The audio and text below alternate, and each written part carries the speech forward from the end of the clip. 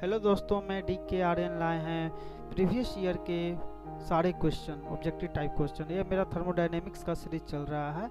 इसमें हम फर्स्ट ये चैप्टर है मेरा, इसमें हम लोग thermodynamics system, process and zeroth law के बारे में डिस्कस करेंगे। यदि आपके पास कोई पीडीएफ हो प्रीवियस ईयर का जिसको आप सोल्यूशन चाहते हैं तो हमें आप make@gmail.com पर भेज सकते हैं। मैं उसका सोल्यूशन करके अपलोड कर दूंगा। चलते हैं फर्स्ट क्वेश्चन की ओर। आज का फर्स्ट क्वेश्चन है कि the correct sequence of the decreasing order of the value of characteristic gas constant of the given gas, यानी कि आर का डिक्रीजिंग ऑर्डर P=NRT में जो आर होता है उसका डिक्रीजिंग ऑर्डर ज्ञात करना। हम लोग जानते हैं कि आर जो होता है आर बार बाई एम होता है, यानी मोलिकुलर वेट का इन्वर्सली प्रोपोर्शनल होता है। यहाँ हाइड्रोजन का मोलिकुलर वेट 1 है, 14 इसका है, इसका एयर का 29 है, कार्बन डाइऑक्साइड का 44 है। यानी कि यहाँ मोलिकुलर वेट क्या हो रहा है, इंक्रीज हो रहा है। यानी कि इसका इंक्रीज हो रहा है मोलिकुलर वेट, और मोलिकुलर वेट का इनडायरेक्टली प्रोपोर्शनल जो होता है कैरेक्टरिस्टिक गैस कांस्टेंट होता है।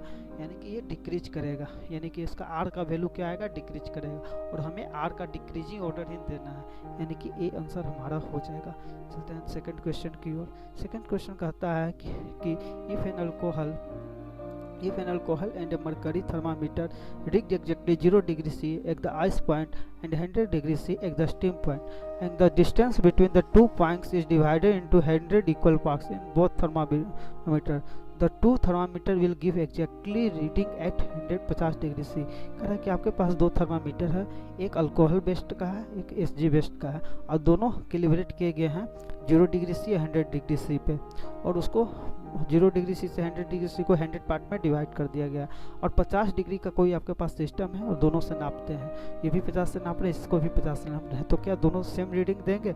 ये सेम रीडिंग नहीं देंगे, क्योंकि दोनों में दो तरह के फ्लूइड है और अल्फा का एक्सपेंशन का मान अलग अलग है दोनों का, इसलिए सेम रीडिंग नहीं देंगे। इसलिए असर्शन को गलत है, क्योंकि टेम्परेचर स्केल से अर्बिट्री, हाँ टेम्परेचर स्केल अर्बिट्री होता है, क्योंकि हम लोग इक्वल पार्ट 100 पार्ट में बांटते हैं, यानी कि ये आंसर रीजन सही हो जाएगा।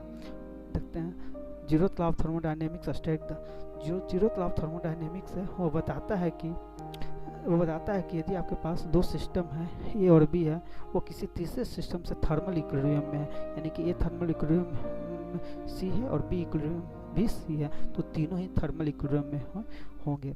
यानी कि इसका आंसर हो गया when two system A are in thermal equilibrium with a third system then the thermal equilibrium with each other. एक थर्मल इक्विलिब्रियम होता है, एक थर्मोडायनेमिक इक्विलिब्रियम होता है। थर्मोडायनेमिक इक्विलिब्रियम में तीन चीज इक्वल होना चाहिए, थर्मल, मैकेनिकल और केमिकल। नेक्स्ट क्वेश्चन है the constant volume gas thermometer works on the principle of. देखिए कांस्टेंट वॉल्यूम गैस थर्मामीटर है, तो प्रेशर पर इसका थर्मोमेट्रिक प्रॉपर्टी होगा इस थर्मामीटर का, यानी कि प्रेशर ही होगा। और हम लोग जानते हैं कि कोई भी गैस आइडियल तब कहलाता है लो प्रेशर और हाई टेम्परेचर पर, यानी कि लो प्रेशर पर ही ये होगा, मतलब कि इसका थर्मोमेट्रिक प्रॉपर्टी, यानी कि वर्क करेगा ये लो प्रेशर पर, और टेम्परेचर डायरेक्टली प्रोपोर्शनल होगा प्रेशर का एट ए कांस्टेंट वॉल्यूम, यानी कि सी हमारा सही आंसर हो जाएगा। यही यहाँ पर लिखा हुआ है, आप एक बार गो थ्रू पूरा स्लाइड चली जाइए। चलते हैं measurement of temperature is based on which of the thermodynamic law, ये हमारा आंसर होगा zeroth law of thermodynamics. Two blocks which are different state are brought into contact with each other and allowed to reach a final state of thermal equilibrium. The final state attained is specified. यदि आपके पास दो block हो, दो block को एक साथ मिला रहे हैं तो थर्मल इक्विलिब्रियम एग्जिस्ट करेगा, तो ये एक हीट लॉस करेगा, एक हीट गेन करेगा, यानी कि हीट लॉस और हीट गेन बराबर होगा। ये फर्स्ट लॉ ऑफ थर्मोडायनेमिक्स से हम लोग प्राप्त करते हैं, क्योंकि एनर्जी तो कंजर्वेशन लॉ यहाँ पर लगेगा, तो हम लोग फर्स्ट क्लास से ज्ञात करेगा। एक क्लोज थर्मोडायनेमिक सिस्टम ही जो है, हमारे पास तीन तरह के होते हैं, एक आइसोलेटेड होते हैं, एक क्लोज होते हैं, एक ओपन होते हैं। आइसोलेटेड में क्या होते हैं कि कुछ एनर्जी भी नहीं जाएंगे, मास भी नहीं जाएंगे। क्लोज में मास तो एकदम नहीं जाएंगे, एनर्जी जा भी सकते हैं, नहीं भी जा सकते। ओपन में दोनों हो जाएंगे, मास भी जा सकते हैं, एनर्जी भी जा सकते हैं। हम लोग देखते हैं कि क्लोज थर्मोडायनेमिक्स क्या होता है, एनर्जी ट्रांसफर नहीं होगा, यानी एनर्जी ट्रांसफर हो सकता है और नहीं हो सकता, मास ट्रांसफर नहीं होगा। बी ऑप्शन की ओर देखते हैं कि बी ऑप्शन यहाँ पर है, there is a no mass transfer but energy transfer exist, यानी कि यहाँ बी ऑप्शन ही सही होगा।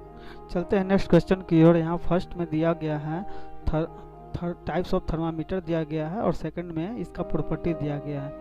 जो मरकरी इन ग्लास है वो वॉल्यूम यानी लेंथ पर डिपेंड करता है, यानी कि ए का तीसरा हो जाएगा मेरा, ठीक है। और थर्मोकपल जो है सीबेक इफेक्ट पर डिपेंड करता है, सीबेक इफेक्ट पर डिपेंड करता है, इसमें ये इंड्यूस होता है तो इंड्यूस्ड इलेक्ट्रिक वोल्टेज के कारण होता है, यानी कि बी का चौथा हो जाएगा, ठीक है। थर्मिस्टर जो है हीट स्टोन ब्रिज पर काम करता है, इलेक्ट्रिक रेसिस्टेंस होता है, इसमें सी का दूसरा हो जाएगा। कांस्टेंट वॉल्यूम गैस है, इसका प्रॉपर्टी हो जाए थर्मोमेट्रिक प्रॉपर्टी प्रेशर से संबंधित है, यानी कि डी का पहला हो जाएगा, यानी कि आंसर मेरा यहाँ पर डी हो जाएगा। चलते हैं नेक्स्ट क्वेश्चन की ओर। Which of the following is the thermodynamics process approximately as the steaming of food in pressure cooker. जो प्रेशर कुकर में होता है उसमें हम लोग आइसोकोरिक प्रोसेस यानी कांस्टेंट वॉल्यूम प्रोसेस होता है इसमें, तो हमारा सी ऑप्शन हो जाएगा।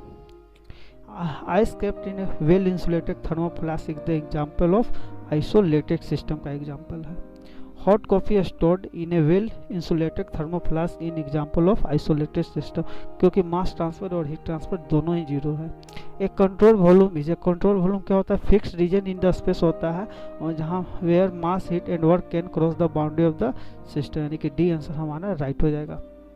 A close thermodynamic system manifest when, close thermodynamic system जो होता है इसमें मैटर भी ट्रांसफर नहीं हो सकता, एनर्जी का ट्रांसफर हो सकता है, यानी कि matter is not allowed to cross the boundary but energy transfer occur cross the boundary, यानी कि ए आंसर हमारा राइट हो जाएगा। A close system is one which mass does not cross the boundary the system though energy may do so, यानी कि ये हमारा यहाँ पर भी आंसर हो जाएगा। यहाँ पर फर्स्ट लिस्ट दिया हो गया और सेकंड लिस्ट दिया गया है, दोनों मैचिंग करना है। Interchange of matter is not possible, यानी कि क्लोज सिस्टम ही एक ऐसा है जिसमें नहीं होता है, तो एक आध तीसरा हो जाएगा। Any process in which system return to original condition या स्टेट इज कॉल्ड साइक्लिक होता है, यानी कि चौथा हो जाएगा। Interchange of matter is possible, open system होता है जिसमें मैटर हो जाता है। The quantity of matter under consideration in thermodynamics is called system, यानी कि दूसरा हो जाएगा यहाँ पर, यानी कि राइट आंसर डी हो जाएगा यहाँ पर। ये देखिए thermodynamic system is considered to be isolated, isolated system यानी कि net energy transfer and mass transfer both zero होता है, यानी कि energy transfer and mass transfer both are zero, यानी कि सी हमारा राइट आंसर हो जाएगा। Which of the following represent the open thermodynamic system, यानी कि सेंट्रीफ्यूगल फॉर्म है, ओपन थर्मोडायनेमिक सिस्टम है। Match the list first and list, यहाँ पर भी first list and second list को P V equal to N बराबर कांस्टेंट पर करना है। ये ध्यान देने वाली बात है कि बहुत ज़्यादा इंपॉर्टेंट स्लाइड है। ये देखिए एन इक्वल टू जीरो है, ये कंप्रेशन स्टेट है, यानी वॉल्यूम इधर डिक्रीज हो रहा है, एन इक्वल टू 1 है, 1.4 है, इनफाइनाइट है। इसी तरह एन इक्वल टू जीरो हो जाएगा, यहाँ 1 हो जाएगा, 1.4 हो जाएगा, इनफाइनाइट हो जाएगा, यानी कि ऐसे इंक्रीज करता है, ये ऐसे इंक्रीज करता है। ये काफ़ी ज़्यादा ध्यान से स्लाइड आपको ध्यान से में रखना है दिमाग में। यहाँ देखिए एडियाबेटिक यानी कि 1.4 होना चाहिए, CP/CV 1.4, यानी कि ए का दूसरा होना चाहिए कि ये ए और ए तीनों होने वाला। आइसोथर्मल एन इक्वल टू 1, तीन होने वाले ए और ए, ठीक है। कांस्टेंट प्रेशर यानी कि एन इक्वल टू जीरो, ए और ए। कांस्टेंट वॉल्यूम इनफाइनाइट होना चाहिए, पहला आंसर, यानी कि राइट आंसर कौन सा हो जाएगा, बी आंसर राइट हो जाएगा। नेक्स्ट देखिए, ये काफ़ी इंपॉर्टेंट स्लाइड। नेक्स्ट देखिए ये क्या है, n equal to 0, 1, 1.4 and infinite. देखिए 0, 1, 1.4 इनफाइनाइट, ABCD, यानी कि हमारा बी आंसर सही हो जाएगा। ये देखिए पीवी डायग्राम है और कह रहा है कि PV diagram is steam insulated correctly isothermal process undergo the wet steam till the become super heated. Isothermal process कौन है, देखिए हम लोग जानते हैं कि PV डायग्राम में ये वेट रीजन है, वेट रीजन में आइसोथर्मल भी होता है, प्रेशर भी होता है, यानी कि ये भी हो सकता है, ये भी हो सकता है, ये भी हो सकता है, यहाँ से यहाँ तक सिर्फ, यहाँ से यहाँ तक सिर्फ। लेकिन जब दो से यहाँ से लेकर यहाँ से लेकर यहाँ तक जाएंगे, ये वाला स्टेट में जाएंगे, यहाँ से ये वाला स्टेट जाएगा, तो कांस्टेंट थर्मल रहने के लिए तो होगा नहीं। कांस्टेंट थर्मल हम लोग अभी पर है, जो लो लाइन होता है एक्सपेंशन में इस तरह का लाइन बनाता है, यानी कि बी आंसर राइट हो जाएगा। यहाँ देखिए ये कांस्टेंट प्रेशर है, उसके बाद आइसोथर्मल है, तो यहाँ प्रेशर भी कांस्टेंट होता है यहाँ पर, और कांस्टेंट थर्मल भी होता है। तो थ्रू आउट क्या है, कांस्टेंट थर्मल है, क्योंकि प्रेशर थ्रू आउट होता है तो ऐसे होता है, तो ये ऐसे ग्राफ है, ये वाला ऐसे इस तरह का ग्राफ है, तो मतलब कि यहाँ आइसोथर्मल हो जाएगा, डी आंसर हो जाएगा। Thank you for watching.